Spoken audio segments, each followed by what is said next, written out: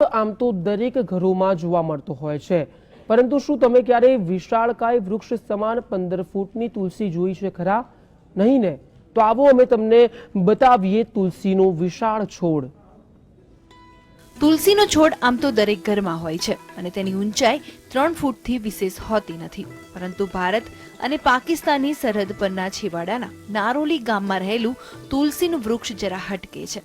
નારોલી ગામમાં રહેલો તુલસીનો છોડ 3 થી 4 ફૂટ નહીં પરંતુ 15 થી 18 ફૂટની ઊંચાઈ ધરાવે છે। સામાન્ય રીતે તુલસીના છોડની ઊંચાઈ 3 થી 4 ફૂટથી વધુ હોતી નથી, પરંતુ આ તુલસીનું વૃક્ષ 15 ફૂટ કરતાં વધુ ઊંચાઈ ધરાવે છે। એટલું જ નહીં, આ તુલસીના છોડનું બિયારણ અન્ય ક્યાંય ઉગતું પણ નથી અને આ તુલસીને જોવા માટે લોકો દૂર દૂરથી અહીં સરહદી ગામમાં આવતા હોય છે।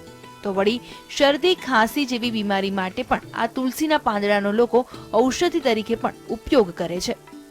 આ તુલસી પર ઋતુની અસર થતી નથી। દરેક ઋતુમાં આ તુલસીનું વૃક્ષ આ જ સ્થિતિમાં અને આટલી જ ઊંચાઈનું જોવા મળે છે। કહેવાય છે કે આ તુલસીનું વૃક્ષ 5000 વર્ષ પુરાણું છે। પાંડવો જ્યારે હિમાલય પર દેહ ત્યાગ કરવા જઈ રહ્યા હતા તે વખતે કુંતી માતાએ દાતણ કરી આ સ્થળે ફેંક્યું હતું અને બસ એ જ દાતણમાંથી આ તુલસીનું વિશાળકાય વૃક્ષ બની ગયું છે।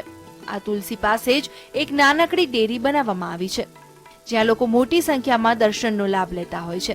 તુલસી ઔષધિ તરીકે ઉપયોગમાં લેવામાં આવતી હોવાનું ડેરીના મહારાજ જણાવે છે।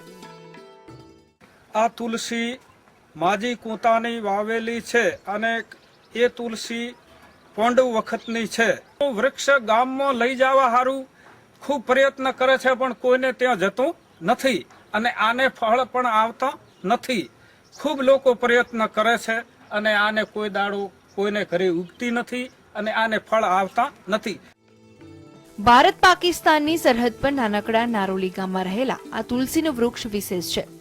પાંડવોના સમયની આ તુલસીના દર્શન માટે આજે દૂર દૂરથી દર્શનાર્થીઓ આવતા હોય છે।